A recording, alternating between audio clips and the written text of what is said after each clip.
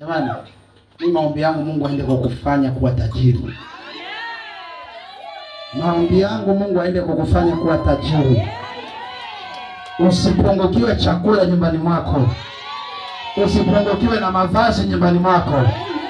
Usiseme umekosa hela ya kula nyumbani kwako. Ikiwa Mungu amekuweka kwenye madhabahu, huu ni mwaka ambao utamshangaa Mungu katika viwango vya baraka kwenye maisha yako. Kama kuna vitu vilikuwa vinazuiliwa, Mungu anaenda kuviondoa katika jina la Yesu. Ninatabiri katika ulimwengu wa roho ya kwamba Bwana anaondoa laana iliyotesa maisha yako. Kama ni fedha ilikuwa shida, nasema Mungu aachilie neema kwa damu ya Yesu. Mikono yako ipokee fedha. Mikono yako ipokee fedha. Mikono yako ipokee fedha. Isiwe mikono ya kupokea na kupoteza, iwe ni mikono ya kupokea na kuongezeka. Sema fire. Sema mikono yangu ninaiamuru ipokee fedha kwa jina la Yesu.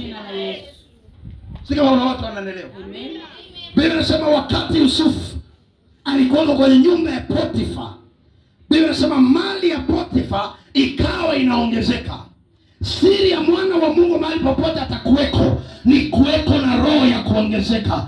Hata kama mahali patakuwa hapawezekani, lakini wewe utakapoingia, kwa sababu Mungu yuko pamoja na wewe, utashangaa mji unaongezeka, familia inaongezeka, biashara inaongezeka.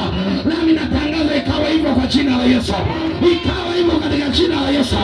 Eneo unalofanya biashara liongezeke kwa damu ya Yesu.